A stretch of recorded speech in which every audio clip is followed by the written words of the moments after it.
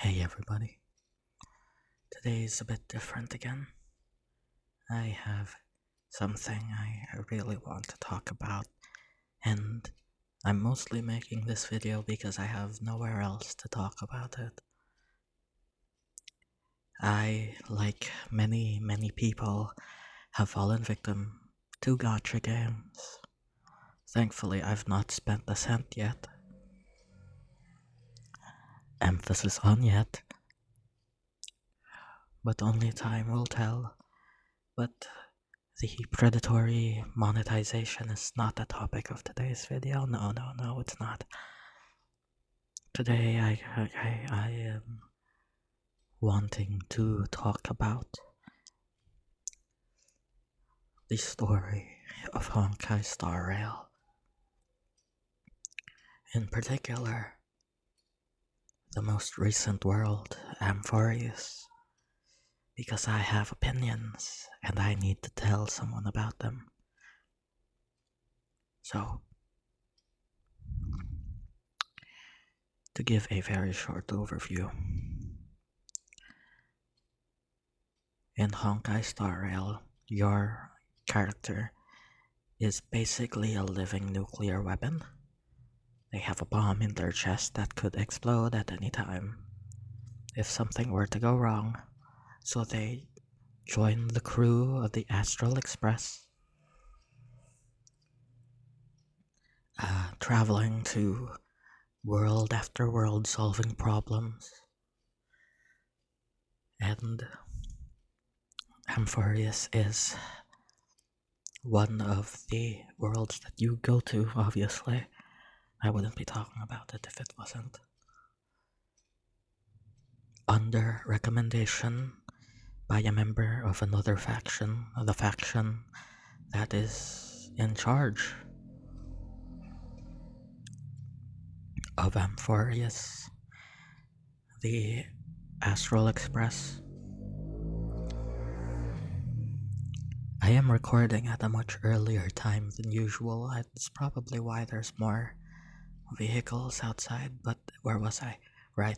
Under the permission and request of another faction, the faction that is actually in charge of Amphoreus, the Astral Express go there to explore and solve the problem that they were allegedly facing. On arrival, it becomes difficult to land there because this is uncharted territory for the people of the Express. As such, only 2 members were sent down, your character and Dan Hung, while the rest stay back to deal with another problem. Said other problem is March 7th, who, upon arrival at the vicinity of Amphoreus, has fallen ill. For simplicity's sake, let's just say they've fallen ill. So the Express is split into 3 groups. The first group, you and Dan Hong go down to the planet. The second group, which consists of Welt, one of the senior members, as well as Sunday, who is just kind of traveling along for the ride after the previous world. They go and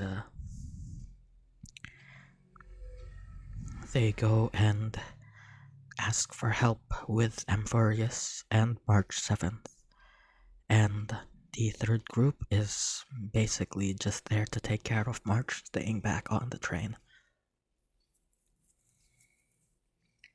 Now, once you arrive on the planet, it is not a graceful arrival. You are attacked on your descent, and your ship, or in this specific case, the train car, is attacked and crash lands, and you are dropped in an unknown location, surrounded by unknown enemies. You quickly meet some characters and they bring you up to speed with the local problem. Amphoreus has 12 gods, or had 12 gods, and over the years, people have been uh, dying in a war against each other and against a common enemy known as the Black Tide, which is slowly corrupting said gods. When we arrive, the current mission for most of our party, of our protagonists, is to slay these gods after they've corrupted and have gone mad, and retrieve their power for the next generation. And you meet characters, and as you slay gods and take their powers, characters die or ascend to godhood, and in doing so, also leave the group until um, till there was only one left, and it. I'll get to that. So, our tertiary protagonist. Obviously, you have the primary protagonist of you and the secondary protagonist of Dan Heng. I would say our tertiary protagonist, the Amphorean local, would be Phainon. He is kind of the one where the plot kind of revolves around, and I have issues with him, but those really come later. The first one, it's to summarize quickly.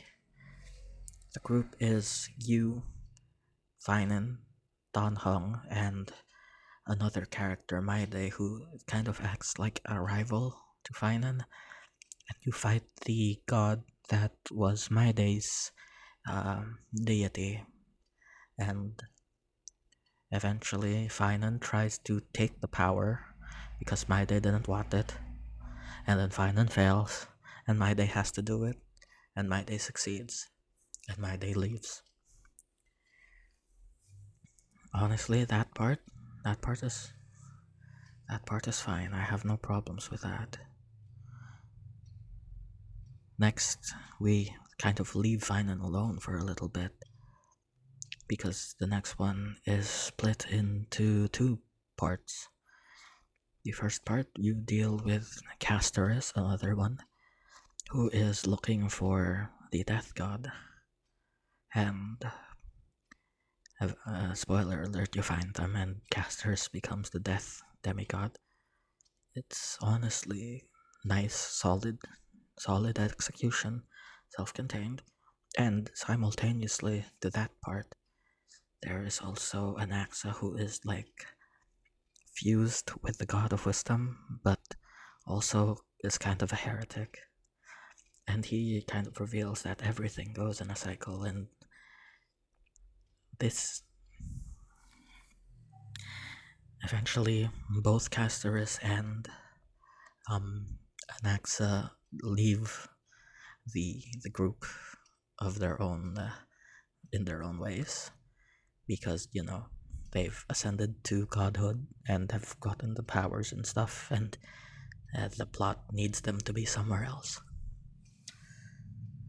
The next god that we have to deal with is the god of the sky, who is the god of the healer, and this is where I start having problems with Phainon. You see, in the background of all of the previous ones, there has been internal strife with the Amphorean locals. And at the start of this arc, right before people go off to fight the Sky God,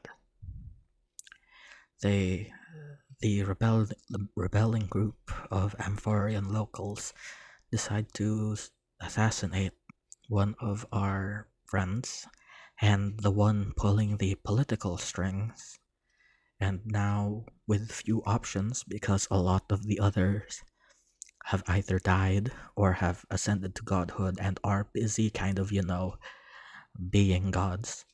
It is up to Phainon to take up that mantle. And it is also kind of up to Phainon to be the last um, soldier on the ground, because it has been every other major character left is not really good at a direct fight in story. Obviously, in game mechanics, every one of them can fight and can hold their own, but in story, you have a thief, a healer, a support, and not really at full power either. You don't really have that many options left for boots on the ground fighters. So, Phainon does have to join this fight against the sun god, the sky god as well. And in that fight, he just kind of, man, there's a lot of vehicles today. But in that fight, he just kind of I don't. If you've ever played D&D with that one player that always tries to make everything about their character, that's kind of what Phainon felt like in that last bit. Sure, it's kind of hard to make the healer the main character of a fight, but you don't really have to make Phainon an annoying whiny brat in order to fix it. Phainon needed fewer lines, because every time Hyacinth, the healer, the one who will inherit the powers, this is her fight. Every time she got the word in, Phainon comes next and is like, I'm gonna kill you. Rah! I'm gonna kill you and ascend to godhood. You will be the first god my sword slays. Something, something. And oh my gosh, it's just so edgy 14-year-old. Dude, it's not your turn. Let Hyacinth have a time to shine. Yeah.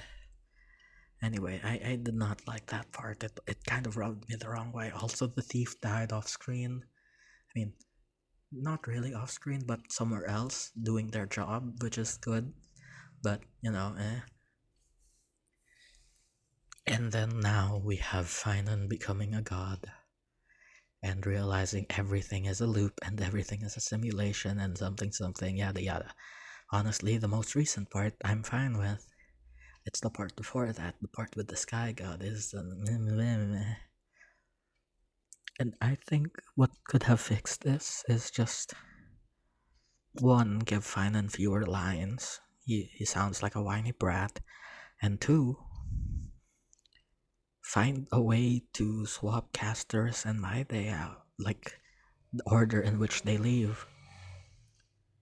Because casters, as well as being a fighter, in the sense of she's one of the gods that is primarily in battle, She is also kind of one of the man in the chair kind of characters who provides more strategic or emotional weight to the story. So if we lose her first before my day, Phainon can work to fill that role, and it would be a much smoother transition to him leading the people later on in part 3. But and then if we had my day around for a little bit longer, he wouldn't have had to have been in every fight. So Phainon becoming like going to the sky fight is kind of better as well. I don't know. Phainon just rubbed me the wrong way because he just tries to steal the spotlight like a little attention whore. Anyway, that's just my thoughts on the video. On the story. I'm still waiting for the next part. like the video if you like, subscribe if you're not. This has been all over the place, and there's like car noises everywhere. I'm so sorry.